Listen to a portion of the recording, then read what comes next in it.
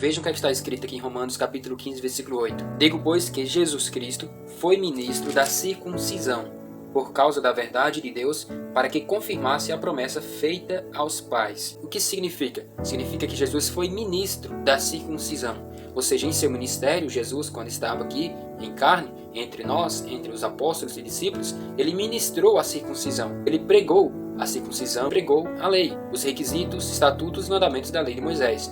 Sendo assim, Jesus ele cumpriu com a lei. Jesus pregava a lei de Deus, a lei de Moisés. Porém, de uma forma totalmente diferente da dos escribas e fariseus, que pregavam por hipocrisia, que falavam e não cumpriam. E além do mais, também criavam tradições de homens sobre a lei de Deus. Sendo assim, por causa da tradição deles, eles invalidavam o mandamento de Deus.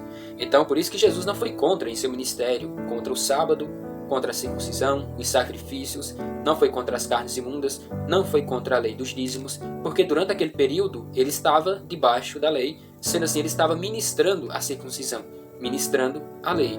Por quê? Porque Jesus veio para cumprir com a lei.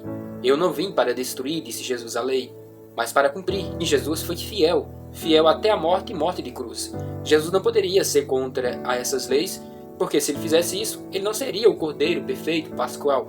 Ele não seria o nosso Salvador.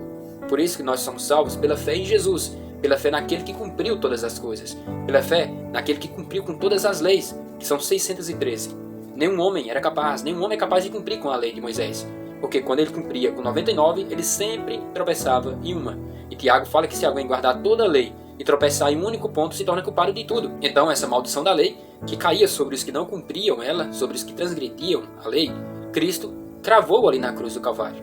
Então não há mais condenação sobre aquele que está em Cristo Jesus. Nenhuma condenação há para aquele que está em Cristo Jesus.